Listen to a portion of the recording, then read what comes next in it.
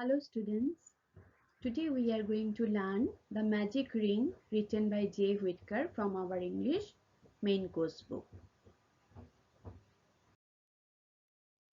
About the author. J. Whitaker is an educator, naturalist and writer. She was born in Mumbai to Jafar and Laik Futeh Ali. She got married to Romulus Whitaker, who is a naturalist.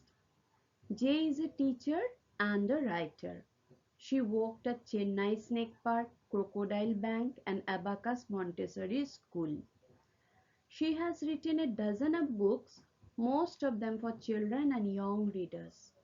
She is the niece of the Birdman of India, Dr. Salim Ali.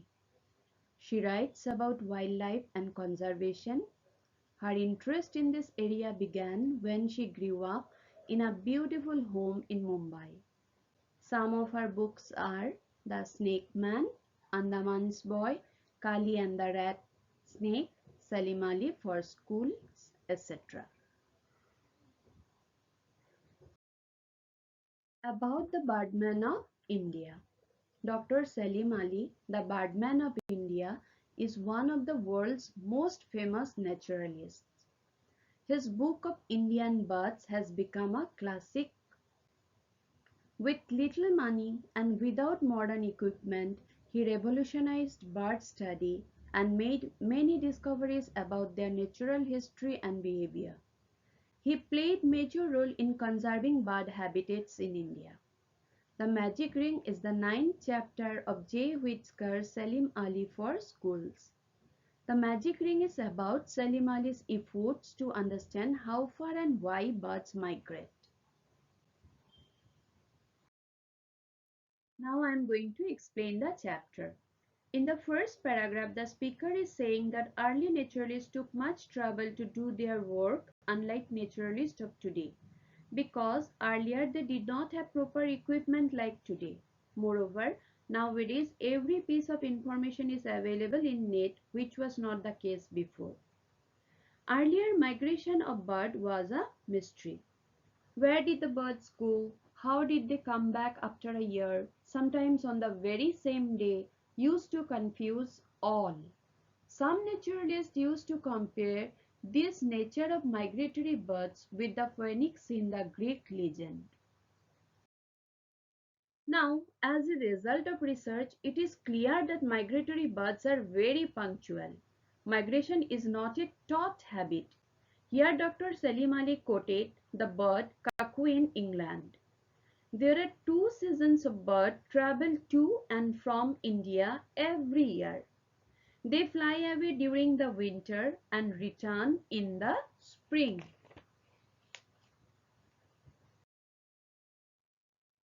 By the 1960s, ornithologists in many countries had begun studying bird migration by ringing birds.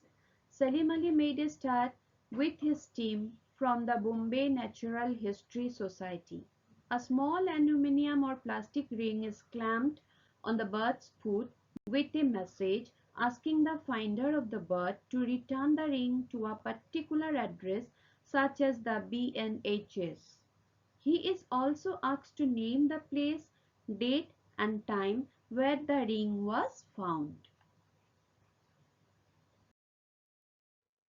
In this, Salim Ali was trained by the bird ringing camps in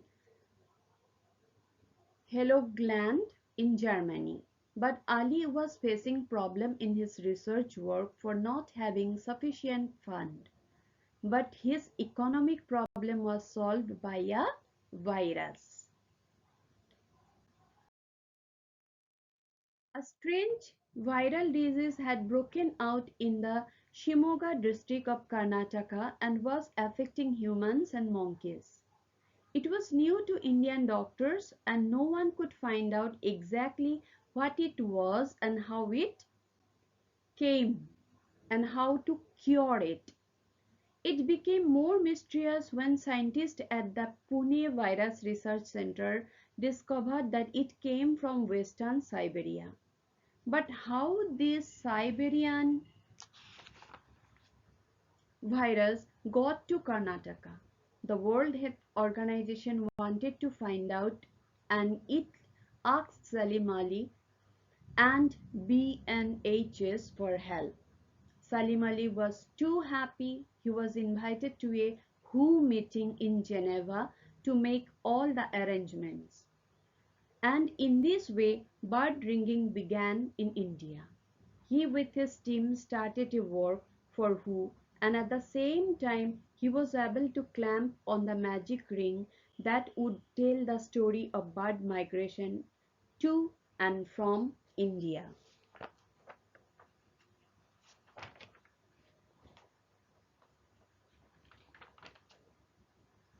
The first area chosen for setting up a bird ringing camp was the Rann of Kutch. To avoid flying over the skyscraper peaks of the Himalayas, the birds came in through the Indus Valley and turned left into the land blob of the Gujarat Peninsula. Ornithologists all over the world were becoming serious bird ringers, and the technology had advanced. The early nets to trap the birds had been heavy and difficult to manage.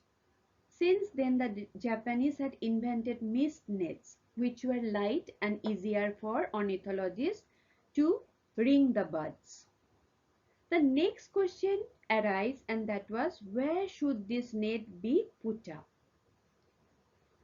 A place had to be found where the migrants would picnic for a day or two to rest, where they will come in a huge number. So it was done.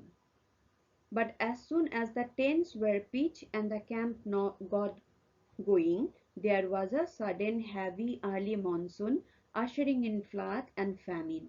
So it became difficult. But the success of the camp was that the ornithologists from BNHS learned to use the mist nets.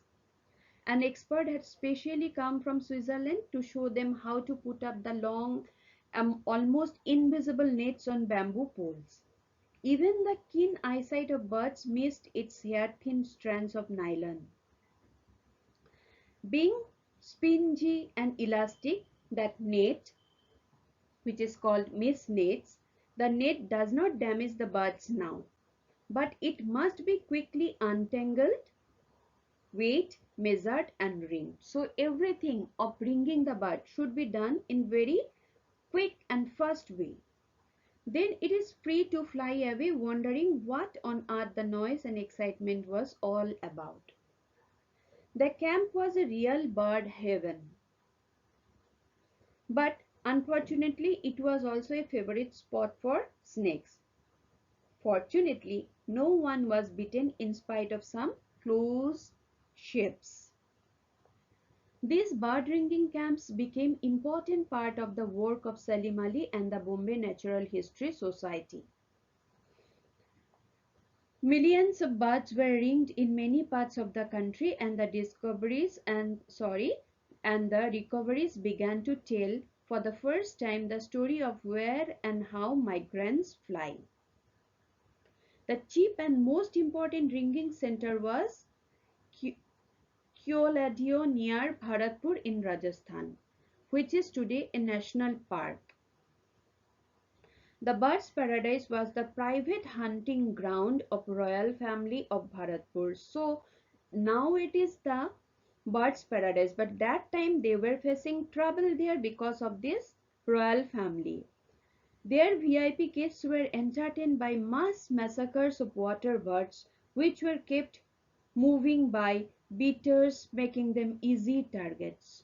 So it was a tragic sight there that time.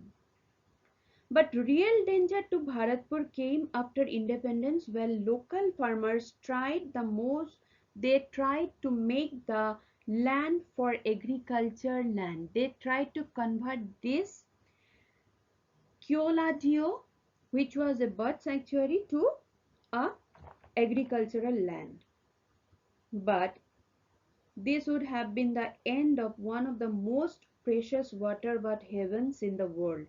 Fortunately, Salim Ali knew the then Prime Minister Jawaharlal Nehru and personally met him and was able to save the place as birds sanctuary.